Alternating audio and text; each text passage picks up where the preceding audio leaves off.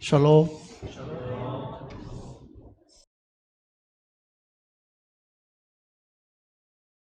수요 모임에 꾸준하게 나오시는 분들이야 제가 뭐 말씀드릴 필요는 사실 없는데요.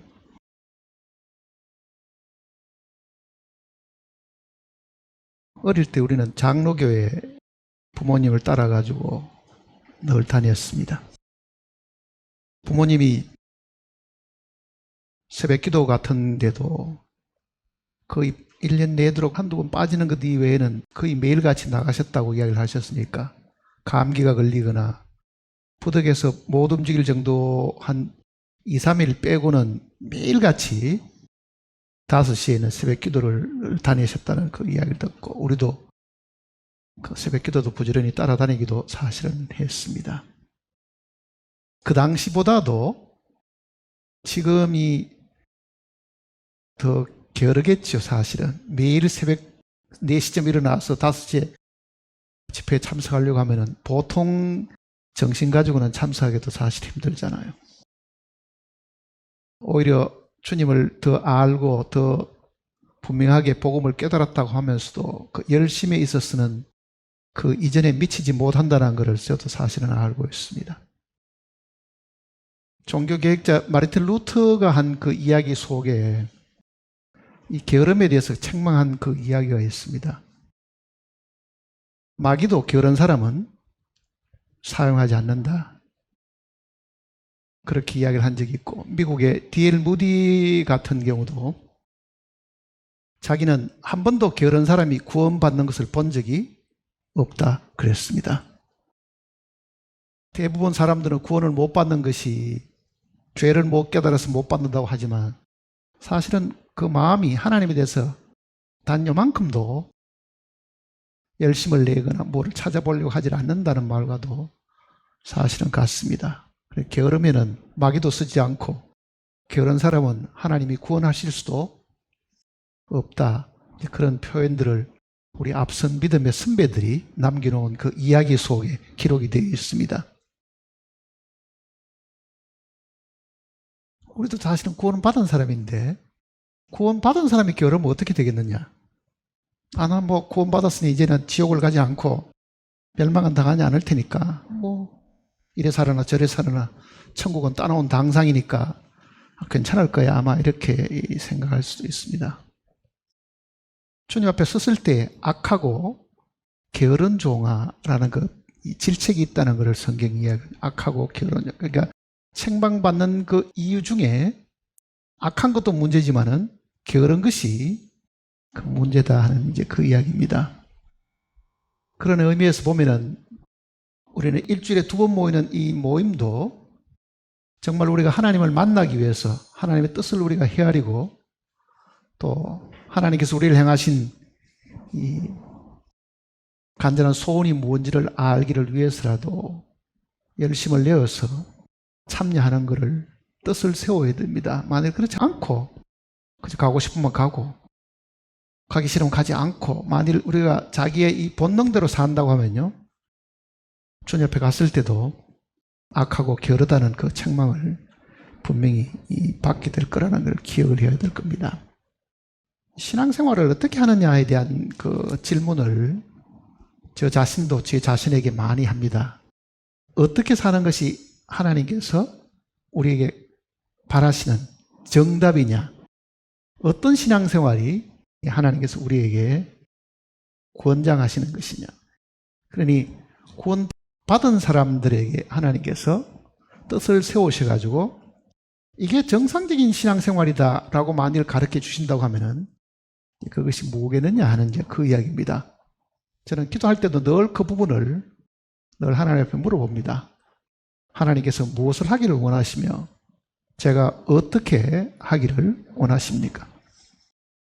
그것이 제 기도 속에는 항상 들어 있습니다. 매일의 삶 속에나 그게 일주일이든 1년이든 하나님이 저에게 지금 바라시는 것이 무엇이냐 하는 거잖아요. 지금 내가 무엇을 하기를 원하시고 또 그 일을 한다고 하면은 어떻게 하기를 원하시냐? 어떤 방법으로 하나님이 그거를 하시기를 원하십니까?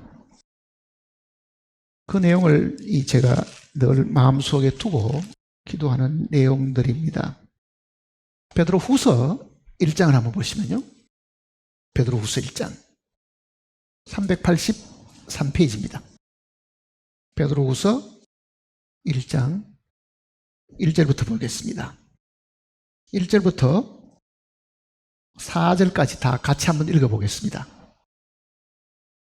예수 그리스도의 종이며 사도인 시몬 베드로는 우리 하나님과 구주 예수 그리스도의 의를 힘입어 동일하게 보배로운 믿음을 우리와 함께 받은 자들에게 편지하노니 하나님과 우리 주 예수를 알므로 은혜와 평강이 너희에게 더욱 많을지어다. 그의 신기한 능력으로 생명과 경건에 속한 모든 것을 우리에게 주셨으니 이는 자기의 영광과 덕으로서 우리를 부르신 이를 알므로 말미암음이라. 이로써 그 보배롭고 지극히 큰 약속을 우리에게 주사 이 약속으로 말미암아 너희가 정욕 때문에 세상에서 썩어질 것을 피하여 신성한 성품에 참여하는 자가 되게 하려 하셨느니라. 거기에 지금 신성한 성품 하는 이 표현은요, 더 정확하게 표현하면은 다른 역본들을 참고하면은요, 하나님의 성품, 하나님의 본성에 참여하는 자가 되게 하려 이렇게 되어 있습니다. 하나님의 성품, 신의 성품, 그리고 하나님의 본성, 그렇게 번역을 해 두었습니다. 다른 역본들은. 자, 신앙생활을 어떻게 하느냐? 매일 일정한 시간 성경을 읽고 기도하고 혹은 하나님께서 우리에게 주신 어떤 명령이 있다고 하면은 그 명령을 우리가 꾸준하게 실천함으로 이웃을 돕는 일이든지 이렇게 세우는 일이든지 복음을 전해서 구원을 받게 하는 일들인지 여탄 그 많은 주님께서 우리를 향하신 그런 어떤 명령이 있다고 하면은 그런 명령들을 우리가 잘 준행하는 것이 아마 신앙생활일 것이다. 이렇게 생각하는 것은 모든 사람들이 기본적으로 생각하는 내용들입니다. 그러나 그보다도 더 중요한 부분이 사실은 있습니다. 더 중요한 부분. 그 부분을 오늘 같이 한번 생각을 해 보려고 합니다. 제가 설교하는 그 내용들이 거의 본질은 사실은 같습니다.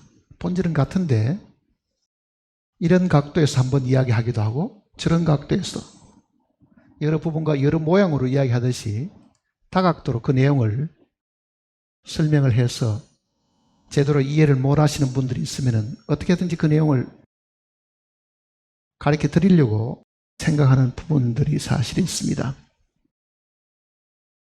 하나님이 원하시는 뜻이나 하나님이 우리에게 바라시는 어떤 계명을 우리가 이루려고 하면요, 방법은 두 가지일 겁니다.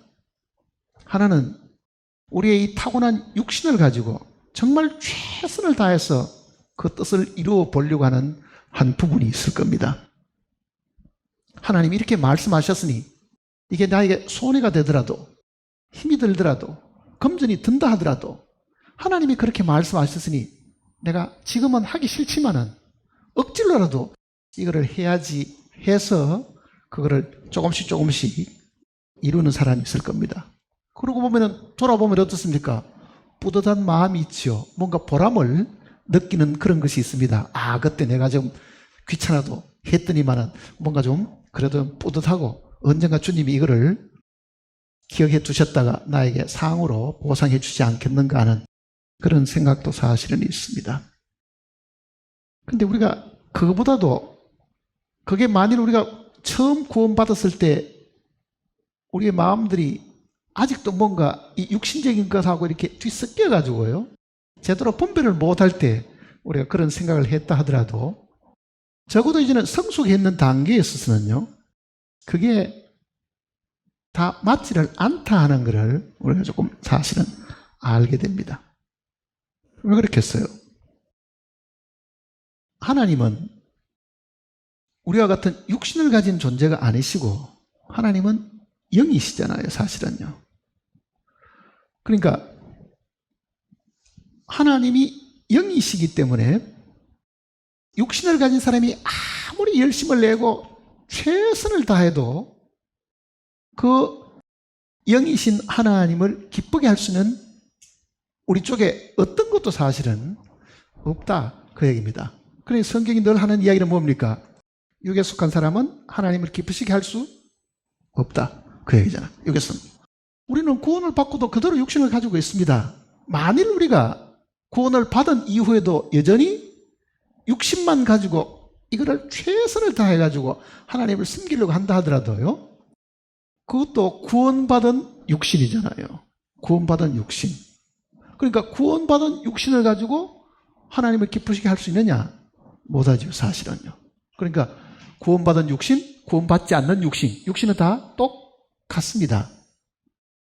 이제 그렇다고 하면은 오늘 우리가 만일 하나님이 우리에게 주신 어떤 계명을 이루려고 한다고 하면은요, 그게 만일 내 육신을 가지고 최선을 다한다 하더라도 하나님은 내가 네게서부터 내가 받을 것이 사실은 없다.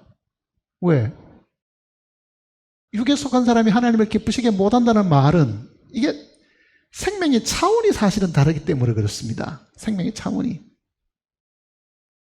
그러면은 말을 바꾸면은, 그러면 영이신 하나님을 기쁘시게 하려고 하면은요, 우리가 영이 되어가지고 그 상태에서 하나님을 기쁘게 하는 것 이외에는 영이신 하나님을 섬길 방법이 사실은 없겠죠. 우리가 영이 되어야 된다. 이제 그 이야기잖아. 우리가 영이 되어야 된다. 우리가 영이 되는 게 뭐겠어요?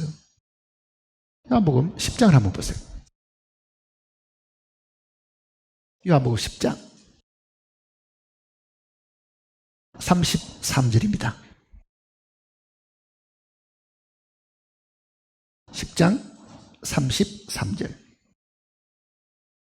유대인들이 대답하되 선한 일로 말미암아 우리가 너를 돌로 치려는 것이 아니라 신성 모독으로 인함이니 내가 사람이 되어 자칭 하나님이라 하me로다.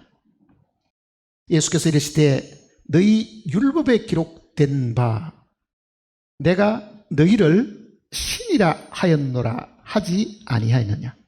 성경은 폐하지 못하나니 하나님의 말씀을 받은 사람들을 신이라 하셨거든. 자, 이게 굉장히 어려운 이야기입니다. 근데 굉장히 깊은 뜻이 들어있는 거예요. 뭐 어려우니까 더더욱 육에 속한 사람들은 제대로 이해를 못하는 말씀입니다. 자, 성경은 폐하지 못하나니 하나님의 말씀을 받은 사람들을 신이라 하셨거든. 이런 구절이 어디 있습니까? 성경 속에. 시편에 있습니다. 시편 82편 한번 보세요. 시편 82편 6절입니다.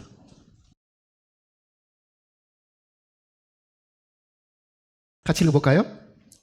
내가 말하기를 너희는 신들이며 다 지존자의 아들들이라 하였나니.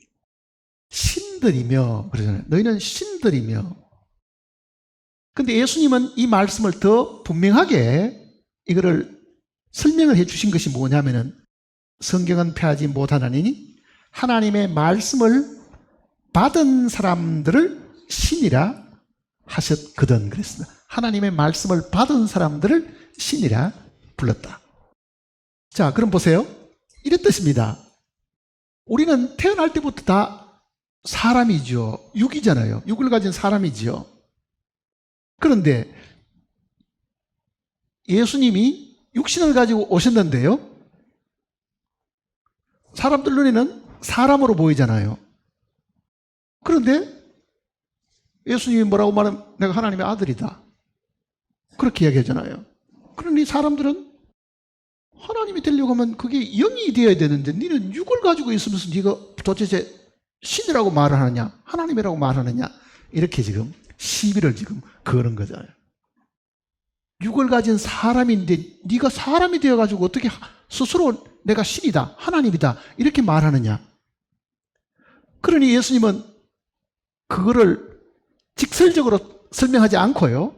시편의 내용을 인용해서 이야기하는 거예요. 시편의 내용을. 하나님의 말씀을 받은 사람은 다 신이라 그랬는데 이렇게 지금 이야기하는 거잖아요. 그러니 육신을 가진 내가 하나님의 아들인 것처럼 너희도 육신을 가지고 있지만은 뭐가 된다고요? 신이 된다. 그 이야기잖아요. 예수님이 육신을 가지셨는데 그 육신을 가진, 즉 육체를 가진 이 사람이 내가 신이다 이렇게 말하는 게 너희 눈에는 이상하지만은 내뿐만 아니라 너희도 다 육신을 가졌는데 뭐가 된다고요? 신이 된다. 그 내용을 지금 이야기하는 겁니다. 그러니 유대인들은 예수님 자기를 신이라고 말하는 것도 이해가 안 되지만은 그거를 비난하는, 너희도 만일 하나님의 말씀을 받았으면 너희도 뭐가 된다고요? 신이다. 이렇게 이야기하잖아요. 신이다. 신입니까? 말씀을 받았습니까? 신입니까? 신입니다. 그게 무슨 뜻이겠어요? 신의 아들이 되었다는 뜻이잖아요. 하나님의 아들이. 그러니까 하나님의 아들은 하나님의 생명을 가진 존재들이거든요. 그러니 하나님이 만일 우리가 신이라고 부른다고 하면 하나님의 아들들도 뭐라는 이야기입니까? 신들이죠, 사실은요. 신들이 되는 거죠. 그러니 우리가 구원을 받았다고 말하는 것은 죄 사함 받은 걸로 끝나는 것이 아닙니다, 사실은요. 뭐를 맞아주신 겁니까? 신이 되게 하신 거잖아요. 신이 되게 하는 거. 그러니까 하나님의 아들이 된다고 하는 이거는 굉장히 놀라운 이야기입니다. 에베소서 1장을 한번 보세요. 3절입니다. 찬송하리로다. 하나님 곧 우리 주 예수 그리스도의 아버지께서 그리스도 안에서 하늘에 속한 모든 신령한 복을, 신령하다는 말은 영적인 그 말입니다. 영적인 복을, 육신의 복이 아니고 영적인 복이죠. 우리에게 복 주시되, 거기에 지금 복자가 들어있는 게 더 뜻이 정확합니다. 그러니까 여기도 신령한 복들로, 복수가 된 게 더 정확합니다. 신령한 복들로 우리에게 복 주시되, 그런 뜻입니다. 곧 창세 전에 그리스도 안에서 우리를 택하사 우리로 사랑 안에서 그 앞에 거룩하고 흠이 없게 하시려고 그 기쁘신 뜻대로, 하나님의 뜻대로 그 말이지, 우리를 애정하사 예수 그리스도로 말미암아 자기의 뭐가 됐다고요? 아들들이 되게 하셨으니, 신들이 되게 하셨으니, 그 말이잖아요. 하나님의 아들이 되었다. 신들이 되게 하셨다. 그 얘기죠. 신들이 되게 하셨으니. 그러니 하나님이 바라시는 건 뭡니까? 세상 사람을 사람으로 그냥 두고 나를 섬기라가 아니고, 이 세상 사람들은 아무짝 쓸모가 없습니다. 이 가치가 너무 폭락해가지고요. 이 육신, 이 흙덩어리는 이거는 쓰레기통에 갖다 버리고 무덤에다 다 갖다 묻어야 될 존재들이지, 이거를 그대로 살려놓고 인간으로 하나님을 섬기도록 하나님이 하시지 않은 거죠. 사람으로 하나님을 섬기게 하신 게 아니고 뭐로 섬기는 겁니까? 하나님의 아들로, 즉 신들로 신을 섬기도록 하나님이 우리를 만드신 겁니다. 그게 굉장히 놀라운 거잖아요. 우리로 하여금 신의 경지에 이르도록 하신 것이다. 왜? 신의 생명을 우리에게 주심으로 우리는 더 이상 뭐가 된다고요? 육신이 아니고 영적인 존재가 된다. 자, 하나님이 처음 사람을 창조하셨을 때는요, 땅의 흙으로 사람을 지으시고 생기를 그 코에 불어넣으시니 사람이 생명이 된지라. 자, 땅의 흙이 있죠? 흙으로 사람을 빚었더니, 그리고 하나님이 생기를 불어넣었더니 이게 생명이 된지라.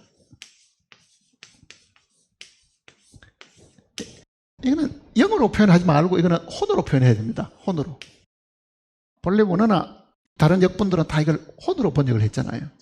사람의 인격은 혼의 인격입니다. 천사들은 본래 영적 존재지요.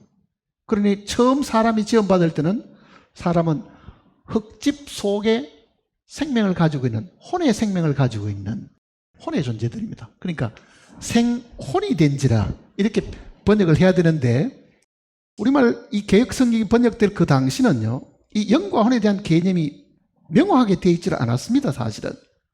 그래서 혼을 영이라고 부르기도 하고 영을 혼이라고 부르고, 아니면은 적당하게 영혼이라고 이렇게 사실은 불렀는데, 이제 다른 많은 역본들을 비교해 보면은 이거를 처음에 하나님께서 혼으로 만드셨다. 그 얘기입니다. 혼으로 만드셨다. 그러면은 제일 차원이 높은 것은 뭐겠어요? 하나님의 생명인 영의 생명이겠죠. 그 다음에는 인간이 혼이 된 겁니다. 근데 창세기 6장에 가면요, 이 혼이 타락을 해가지고 혼으로도 못 있고 육이 되었다 그러잖아요. 육이 되었다. 육체가 되었다 그러죠.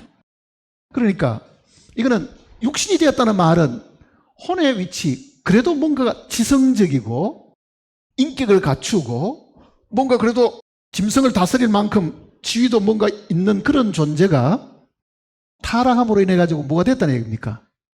동물적인 본능을 가진 육체가 된 것입니다. 창세기 6장 한번 보세요. 3절입니다.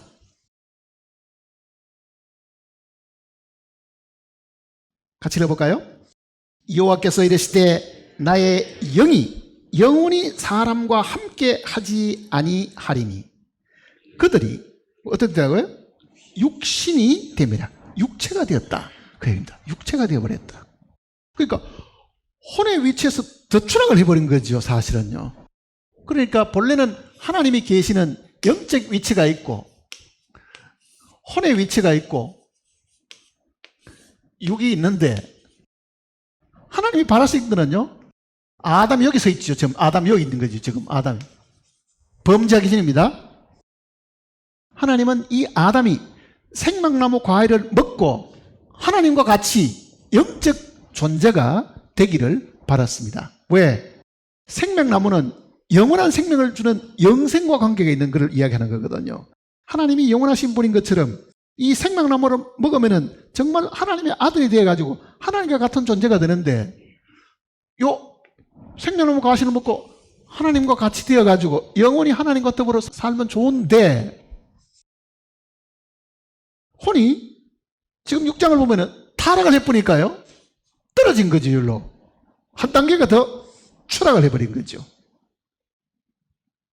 그러니 하나님이 한 가지 일만 하시면 될 거를 또 뭘 해야 됩니까? 또 한 가지 일을 더 하시게 된 겁니다.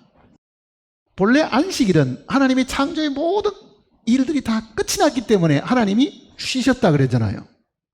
근데 여기서 이렇게 생명나무 가시를 먹었으면 이렇게 올라갔으면 됐는데 추락을 해버렸으니, 이 추락한 사람은 한 단계를 더 올라가고 두 단계를 지금 이렇게 올라가게 된 겁니다. 두 단계로 올라가야 되는 거죠. 두 단계가 뭐, 이게 타락으로 인해 가지고 죄로 말미암아 가지고 사람이 가장 동물적인 본능을 가진 죄인이 되어 버렸으니까, 이 부분은 죄와 관계가 있는 부분이고 추락해 가지고요.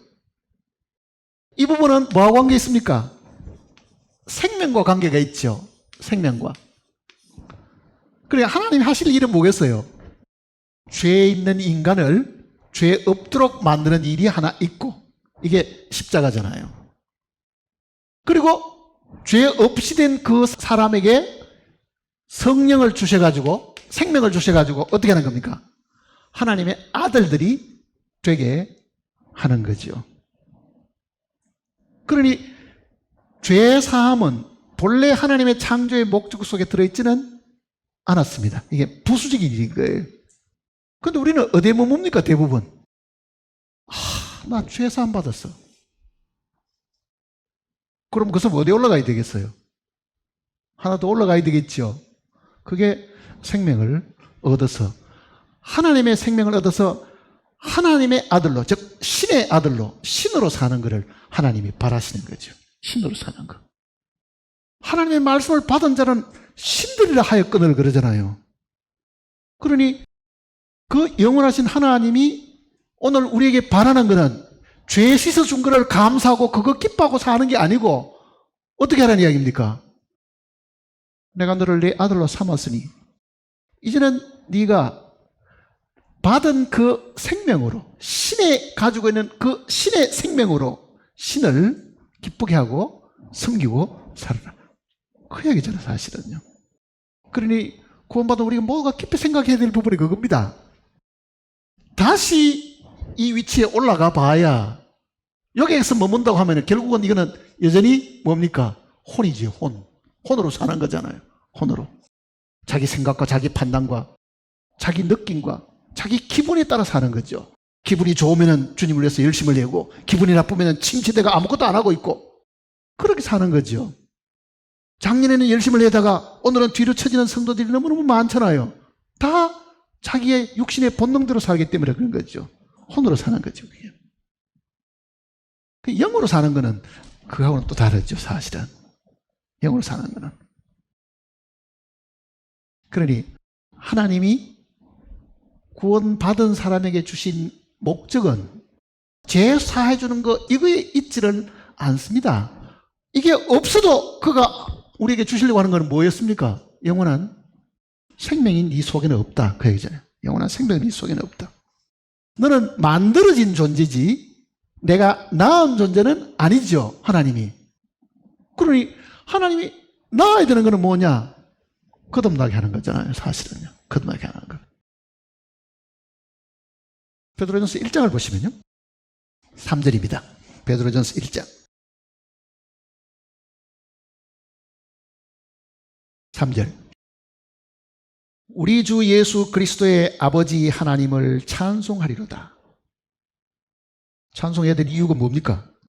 그 다음 나오잖아요. 그의 많으신 긍휼대로 예수 그리스도를 죽은 자 가운데서 부활하게 하심으로 말미암아 뭐 할 때입니까? 우리를 거듭나게 하사. 우리의 죄를 씻었다, 그 이야기 아니죠. 예수님의 그 부활은 우리를 다시 태어나게 하는 것인데, 예수님의 죽으시고 피 흘리신 것은 우리의 죄 사함에 있고 그렇잖아요.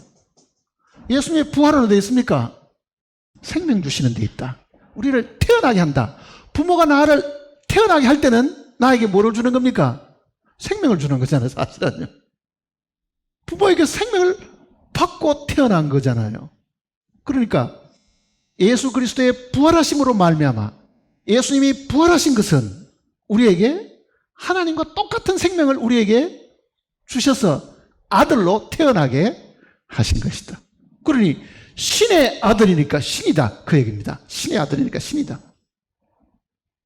이해갑니까? 그러니 실제 우리가 하나님께 받은 이 복이라는 거는요, 죄사함보다도 더 엄청난 게 있죠. 뭐라고 합니까? 너는 내 아들이다. 내 것이다. 네 것이다. 왜? 부모와 자식까지는 그렇잖아요. 아버지가 가진 것은 다 자식 겁니다, 그게. 그러니 하늘에 속한 모든 신령한 복들이라는 것은 아무리 많이 있어봐야 신의 아들이 되지 않는 한 그걸 어떻게 자기가 누릴 수 있겠어요? 신의 아들이 되지 않는 한. 그러니 우리가 이 부분을 깊이 생각하면, 우리가 영이신 하나님을 섬기려고 하면은 그 영이신 하나님께로 받은 뭐가 있어야 돼요? 거듭난 생명이 있어야 돼요. 이 생명으로 살아있는 하나님을 섬기고 그 법을 지키고 그를 기쁘시게 하는 것이 그 생명에 있는 거지, 작심을 해가지고 나 이제 다시 거짓말 안 하겠습니다, 나 다시 빠져먹지 않게 열심히 나오겠습니다, 그게 필요한 게 아니고 이 생명을 따라 사는 이 가장 자연스러운 이 삶을 하나님께서 살도록 해놓으신 겁니다. 그러니 예수님이 니고데모를 만났을 때도요, 니고데모가 유대인의 선생이었으니까 율법을 몰랐겠어요? 율법을 안 지켰겠어요? 철두철미하게 지켰겠죠. 선생된 사람이었으니까. 그런데도 주님은 네가 부족하다. 왜 부족합니까? 그거 네 열심이잖아. 네 열심. 네 육신에서 나온 그 힘 가지고 시키면 다 지키려고 하고, 그건 네가 애쓰는 거 아니냐? 네게 필요한 거는 그것보다도 뭐가 있어야 된다고요? 거듭나야 된다. 이렇게 거듭나야 된다. 거듭나는 건 뭐냐? 새로운 생명을 받아야 되고 사람이 하나님이 되는 거다. 그 말이잖아요. 그러니 우리는 하나님의 아들이 되었다는 이게 본래 하나님이 우리에게 처음 계획하셨던 일입니다. 사람으로 하여금 하나님의 아들이 되게 하신 거죠. 천사는 하나님의 아들이 아닙니다. 그런데 사람은 하나님의 아들이 되게 하신 거예요. 천사 중 누구에게 너는 내 아들이라? 천사 보고는 그렇게 말을 한다는 게 아니잖아요. 천사의 구성 요소가 0이라고 해도 그 천사들은요, 하나님이 낳은 존재가 아니고 그 천사들도 하나님이 만든 존재입니다. 만든 존재예요. 그러나 하나님이 사람을 처음 만드실 때는 하나님의 형상대로 만들고 모양대로 만들고 그러놨는데도 아직은 완성이 안 돼 있는 상황이잖아요. 그게 혼이었거든요. 그런데 여기서 일로 올라가서 되는데 또 타락을 해버렸으니까 하나님이 우리의 죄도 해결하셔야 되고 우리에게 생명도 주셔야 되고 두 가지 다 있는 일이 생긴 거죠, 사실은요. 근데 죄를 쉽게 하는 거는 이 자체가 목적이 아니고 어디 있습니까? 하나님의 아들로 태어나게 하기 위한 생명을 우리에게 주시기 위한 전 단계가 죄 사함입니다. 전 단계가 사실은요. 그러니 정말 우리가 자랑해야 될 것은 뭡니까? 나는 하나님의 아들이다. 신의 아들이다. 신의 아들이다. 이해갑니까? 이 육신으로 태어나가 어떻게 감히 신의 아들이라고 말해? 예수님도 극하다가 유대인들은 요거도 먹었는데 우리도 극하다가 요거도 먹지. 아닙니다. 분명히 이 성경은 그 부분을 누차 강조하잖아요. 요한복음 1장 12절은 뭐라고 말합니까? 영접하는 자 그의 이름을 믿는 자에게는 하나님의 아들들이 되는 권세를 주셨으니 그러잖아요. 하나님의 우리말 성경에는 자녀들 이렇게 표현되어 있지만 모든 영어석 역본들이나 다른 역본들은 하나님의 아들들이 되는 권세를 주셨으니 신이 되는 권세를 주셨다. 그 얘기죠. 신이 되는 권세를 주셨다. 자, 죄 사함 받았다는 말도 기쁘지만은 더 기쁜 거는 뭐겠어요? 나는 신의 아들이다. 하나님의 아들이 되어야, 자, 유대인들 같으면 과거에 다윗 왕이 요나단하고는 굉장히 친했잖아요. 친한 정도가 아니라 정말 생명으로 요나단이 다윗을 아꼈던 그 기록이 나와 있는데 그렇게 자기를 아끼고 자기를 죽이려고 하는 자기 아버지의 모든 그 계획을 자기에게 알려주고 달아나도록 해주는 그 충성스러운 이 친한 친구가 요나단이었는데요. 그 요나단이 결국은 블레셋하고 전쟁하는 중에 아버지하고 같은 날 다 죽어버렸잖아요. 그 사울왕이 죽고 다윗이 이스라엘의 왕이 되었습니다. 뭐가 생각나겠어요? 자기를 사랑하던 그 집안에 혹시 후손들이 남아있는가 싶어가지고 찾아보라 그러잖아요. 그런데 마침 그 요나단의 아들 중에 머비보셋이라는 아들이 있은 거죠.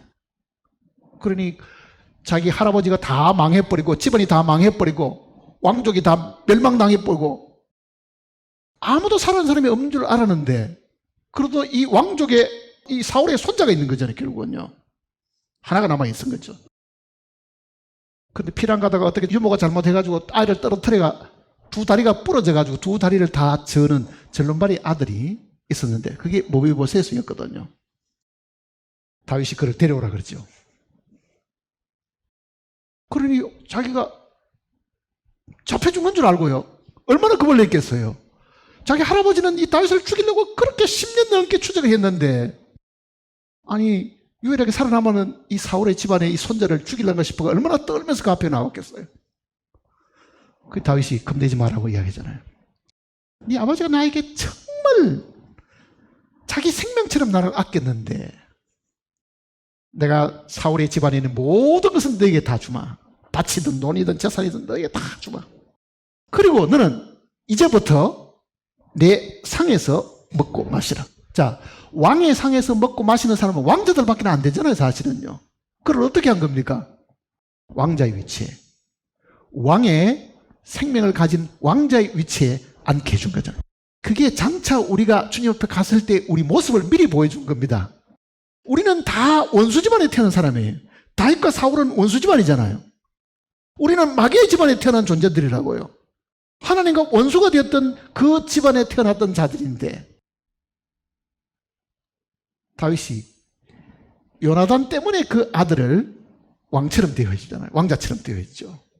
하나님께서도 예수님의 그 죽음을 보시고 우리를 뭐 한다는 이야기입니까? 하나님의 아들로 우리를 대접하셔서 우리로 하여금 만왕의 왕이신 그 하나님 상에서 함께 먹고 마시도록 해주는 것에 대한 그림자거든. 그 내용이에요. 그림자잖아요. 그 성경을 읽을 때마다 감동이란, 정말 감동이거든요. 그렇다고 하면 하나님이 우리를 신의 아들로 삼았다. 그저 신의 아들로 삼은 걸로 끝이 안 나고, 그게 신의 아들이 되었으니까 그 신의 아들이 누릴 수 있는 모든 권한과 그가 누릴 수 있는 지위와 이 모든 것들도 한꺼번에 다 주신 거잖아요. 그러니 하나님이 우리를 죄인에서부터 이렇게 세워가지고 자기 아들이 되게 하셨다는 거는요, 그 아들이 누릴 수 있는 모든 것도 한꺼번에 다 주신 겁니다. 호칭만 너 이제 내 아들이다 그렇게 하신 것이 아니잖아요. 그렇죠. 그 에베소서 내용은 하늘에 속한 모든 영적인 복을 우리에게 주사, 아들들만 되게 하신 게 아니고 그 1장 내용을 보면은요, 하늘에 속한 모든 것들도 그 아들에게 함께 주신 것이다. 그거를 만일 우리가 마음속에 더 깊이 생각하고 있으면요, 세상에 나보다 더 부자가 없다. 이 세상에 있는 것은 내가 눈을 감는 순간에 아무리 많이 가졌다 하더라도 다 놓고 가야 될 부분이고, 나에게서 다 떠나는 것이지만, 나는 다시 육신의 눈을 뜨는 그 순간에는 하늘에 있는 모든 것들, 하나님의 것이 다 뭐라는 겁니까? 내 것이다. 자, 예수님이 뭐라고 말합니까? 부활하셔서 하늘로 돌아가실 때예요. 하늘과 땅의 모든 권세를 내게 주셨으니. 왜? 그가 아들이잖아요. 맏아들이잖아요. 하늘과 땅의 모든 권세를 내게 주셨으니. 그러면 우리도 뭐라고 주장할 수 있어요? 하늘과 땅의 모든 신령한 복을 우리에게 주셨으니. 그러니 우리가 지금 하나님을 섬겨야 될 부분들은 하나님께서 우리에게 주신 그 생명을 따라 섬겨야 됩니다. 그게 영으로 봉사하는 거거든요, 사실은요.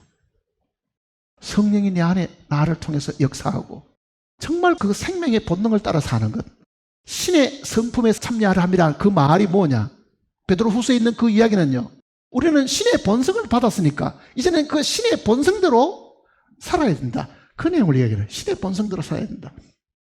그런데 불행히도 우리는 육신에 사로잡혀 있고 안목의 정욕, 이생의 자랑, 그저 눈에 보이는 거 사로잡고 거기에 정욕이 발동하면은 그 욕구를 따라가지고 자꾸 움직이지만은, 정말 우리가 한 발짝 뒤로 물러서서, 아, 나는 하나님의 생명이 내 속에 들어와 있다. 나는 신의 아들이고 나는 신이 되었다. 나는 이제 신이 되었다. 그러니 성경은 늘 하는 이야기가 뭡니까? 육신을 갖다 다 포기하라는 이야기잖아요.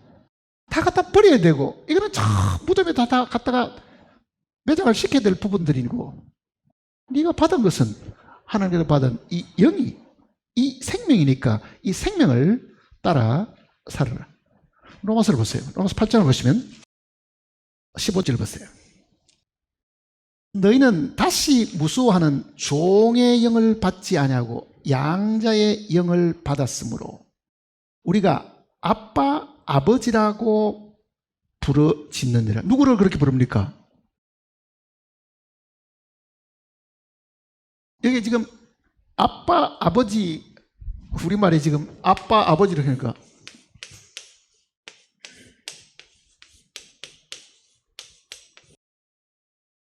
아빠 그러면 이 성경 처음 읽어본 사람은, 아유, 우리가 뭐 곤란하기가 뭐 아이처럼 뭐 하나님을 아빠라고 불러라고 뭐 아빠 아버지라고 써놨느냐, 아마 이렇게 오해하는 분이 있을 겁니다. 이게 우리가 지금 말하는 아기들이 아버지를 부를 때 아버지라고 하지 않고 아버님이라고 하지도 않고 아빠 뭐 이렇게 부르니까 성경에도 이게 아빠라고 넣어놨는 모양이다 이렇게 생각하면 그게 그런 게 아니고요. 이 본래 성경을 기록하던 이 당시에, 예수님 당시에 이 통용되는 말은 아람어입니다. 아람어. 아시리아 제국의 말이죠. 그게 지금 시리아 쪽에 있는 말입니다. 아람어. 그러니까 그 아시리아 제국이 세상을 제패하고 있었으니까요. 거기에 지배받는 모든 나라들은 다 아시리아 말을 썼겠죠. 그 아시리아 말이 아람어라고 해요. 사실은요. 아람어. 그러니까 예수님이 쓰시던 그 말도 아람어죠. 사실은. 엘리 라바 사박다니 하는 것도 아람어입니다. 히브리어가 아니고요. 비슷하긴 해요. 말들이. 그러니 여기 지금 아빠 하는 거는 이 아람어의 아버지를 아바 이렇게 하거든요. 아바. 이걸 우리가 읽으면 뭐로 읽겠어요? 아빠라고 읽게 돼 있죠. 아빠. 그러니까 앞에 있는 이 말은 아람어로 기록했고 뒤에 있는 아버지는 헬라어로 기록을 했습니다. 둘 다 아버지 이런 뜻입니다. 누구를 아버지라고 부른다는 이야기입니까? 하나님을 아버지라고 부르잖아. 하나님. 하늘에 계신 하나님을 아바, 그러니까 아람어로도 아버지. 이거는 파테르. 이거는 헬라어의 아버지. 그러니까 둘 다 아버지. 하나님을 아버지 이렇게 부른다. 그 얘기입니다. 자, 우리가 지금 하나님을 아버지라고 부르지요. 근데 그 아버지는 우리의 육신의 아버지가 아니고 뭡니까? 영의 아버지잖아요. 히브리서 12장 보세요. 9절입니다. 같이 읽어볼까요? 12장 9절. 또 우리 육신의 아버지가 우리를 징계하여도 공경하였거든 하물며 모든 영의 아버지께 더욱 복종하며 살려하지 않겠네. 자, 우리는 하나님이 영이신데 그 영이신 하나님을 아버지라고 부르니 그 아버지는 나를 낳으신 육신의 아버지가 아니고 뭐라는 이야기입니까? 영의 아버지신데 그거는 나에게 영의 생명을 주신 아버지시다. 육신의 생명을 주신 아버지는 이 세상에 있고 나에게 영의 생명을 주신 아버지는 하늘에 있고 그 얘기입니다. 하늘에 있고. 근데 어느 날 우리는 이 육신을 벗게 되지요. 죽음으로 인해서 육신을 벗어버리면 그때부터는 우리는 육신과는 상관이 없고 영이신 영의 아버지와 관련을 짓고 살게 되는 거죠. 영의 아버지와. 근데 이거는 신약만 이렇게 이야기하는 게 아니고요. 구약에도 이 개념이 사실 있었습니다. 영의 아버지. 근데 우리말 성경은 이걸 번역하면서 조금은 뜻을 바꿔뒀기 때문에 조금 이해하기 힘든 부분인데 민수기를 한번 보세요. 16장을 보시면 민수기 16장. 민수기 16장은 이제 이 고라당의 그 반역입니다. 반역이 있으니까 그네들에게 하나님께서 이제 벌을 하시는데 22절 보세요. 22절. 그 두 사람이 엎드려 이르되 하나님이여 모든 육체의 생명의 하나님이여. 자, 우리말 성경은 모든 육체의 생명의 하나님 이렇게 되어 있죠. 근데 이거는 다른 역본들을 보면은 이게 모든 육체의 영의 하나님이요 이렇게 됐습니다. 영의 하나님. 그 영을 우리말 성경에 지금 생명으로 지금 바꿔서 번역을 해두었습니다. 그러니까 모든 육체의 영의 하나님이요 그 말입니다. 모든 육체의 영의 하나님. 자, 육신을 가져 있는데 이 육체의 아버지는 따로 있고 우리 속에 있는 영의 아버지는 따로 있다. 이제 그 이야기를 지금 하려고 하는 거죠. 영의 아버지. 육신의 아버지를 섬기려고 하면은 영으로 섬길 수는 없고 영의 아버지를 육신으로 섬길 수도 없고 육신으로는 육신의 아버지를 섬기고 영으로는 영의 아버지를 섬기고. 그러니 오늘 우리가 하나님의 말씀을 받았다. 자, 하나님의 말씀을 받은 자는 이 신들이라 하였거늘 그러잖아요. 하나님 말씀을 받았다. 말씀하고 생명하고 어떤 관계가 있어요? 하나님의 생명을 받은 자는 신들이다. 하나님의 생명을 받았으니까 하나님의 아들들이고 신들이라 하면 될 것 같은데, 요한복음 10장에 있었던 그 내용은요, 하나님의 말씀을 받은 자들을 신들이라 하였거늘 이렇게 했다고요. 그러니까 말씀하고 생명하고 영하고 어떤 차이가 있을까요? 같은 겁니다, 지금 사실은요. 자, 말씀 안에, 우리는 성경의 말씀을 뭐라 그럽니까? 씨앗이라 그러죠. 씨앗, 씨. 씨 뿌리는 비유. 씨는 하나님의 말씀이라 그러잖아요. 그러니까 씨앗을 하나님이 말씀이라고 이야기했는데, 말씀이라 그러면은 언뜻 생명하고는 관계가 없죠. 근데 씨 그러면 무슨 생각이 들어요? 모든 씨앗은 그 속에 생명이 들어있잖아요. 그렇죠? 그게 배추시든 무시든 어쨌든 씨앗은요, 눈에 씨앗이라도 그 속에는 뭐가 있어요? 생명이 반드시 들어있습니다. 그러니까 말씀이 생명이라는 말은 말씀이 씨앗이고 그 씨앗 속에는 뭐가 있다는 이야기입니까? 생명이 들어있습니다. 그 생명이 하나님의 생명이잖아요.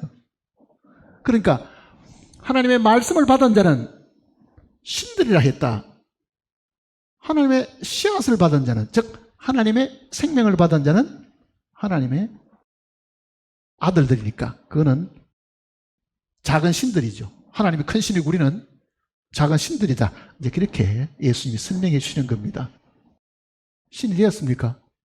말씀 받았으니까, 생명을 받았으니까 우리는 하나님의 생명을 가진 하나님의 아들들, 신의 성품을 가지고 있는 하나님의 아들들이 되었다. 그러니까 성경은 뭐라고 이야기하냐면 이렇게 이야기합니다.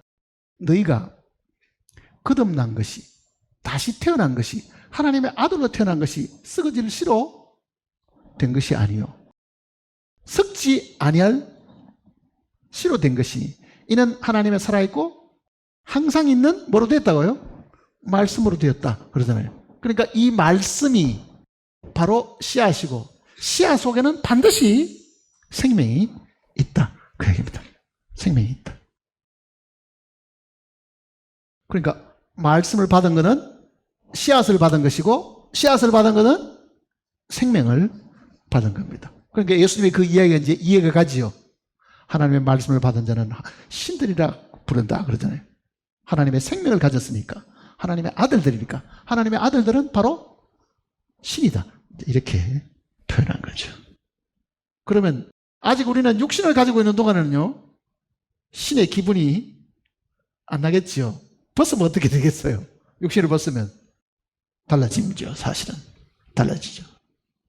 그리고 만일 우리도 부활의 몸을 입으면은요, 주님이 입으셨던 그 영광스러운 몸처럼 우리도 바뀝니다. 지금은 우리 안에 있는 영만 변화가 입었지만은요, 주님이 다시 오셔서 우리에게 몸을 입혀주실 때는 그와 같은 몸으로, 그와 같은 영광스러운 몸으로 바뀌죠. 그럼 천사들이 우리를 보고 어떻게 해야 되겠어요? 엎드려서 천사들도 우리를 섬겨야 됩니다. 왜? 우리는 하나님이 낳은 아들들이잖아요. 우리는 정말 하나님의 영광과 같은 그 영광을 가진 존재이기 때문에 사실 그렇습니다. 그러니 성경을 읽으면은, 이런 내용들을 읽으면은 굉장히 마음이 벅차잖아요. 읽다가도 이걸 어떻게 이해를 할까? 뭐 이해를 굳이 안 하려고 해도요, 우리에게까지 이렇게 놀라운 지위를 하나님께서 우리에게 주셨다. 놀라운 지위를. 그 놀라운 지위만 주신 게 아니라 지위에 해당하는 형체도 이제 나타나게 됩니다. 이제 곧 나타난다고요. 조금만 기다리면 됩니다. 이제 조금만. 주님이 오늘 밤이라도 오시면은 모든 게 다 끝나겠지만은, 그렇지 않다 하더라도 우리에게 주신 이 놀라운 이 소망, 그저 하나님께서 그저 이게 말로만 그렇게 하신 게 아니고 실제로 우리에게 주신 거잖아요. 실제로 아들을 우리에게 주셨으니까. 그러니 이 소망과 이 영광을 우리가 마음속에 늘 기억을 하면서 세상을 살아가면은 세상 사는 것이 그렇게 힘들지는 않습니다. 힘이 들어도 능히 이길 수 있는 힘이 우리에게 있다는 것도 알게 될 겁니다. 기도하십시다. 아버지 하나님, 어떻게 우리가 만왕의 왕이신 하나님을 아버지라고 부르게 될 수 있었습니까? 정말 우리가 얻은 이 영광 중에 가장 큰 영광이 우리로 하여금 하나님과 같은 영광스러운 하나님의 아들들이 되게 하셨다는 겁니다. 이 놀라운 사실들을 하나님께서 이루시고 이 걸어가신 말씀 속에 우리로 하여금 깨닫도록 하시기 위해서 기록해 주셨습니다. 말씀을 함께 읽은 우리 모두가 이 말씀으로 인해서 하나님께 다시 한번 깊이 감사를 드리고 우리에게 이 놀라운 은혜를 주신 하나님을 정말 마음속으로 목놓아 찬양하게 하시고 매일매일의 삶 속에서도 우리가 얻은 이 소망 때문에 좌절하지 않고 낙심하지 않고 항상 승리하고 사는 저희들이 되게 도와주시옵소서. 함께 말씀을 들은 심령들 마음을 주님이 아십니다. 우리에게 생명을 주셨으니 이제는 그 생명의 능력이 각 심령 속에 나타나도록 우리를 지켜주시옵소서. 순종으로 인해서 주님의 능력이 우리의 세포 구석구석까지 나타나도록 도와주시옵소서. 매일의 삶 속에서 우리는 육신을 따라 살지 않고 참으로 하나님이 주신 그 영을 따라 사는 우리들이 되도록 인도해 주시옵소서. 주 예수님의 걸어가신 이름으로 간절히 기도드립니다. 아멘.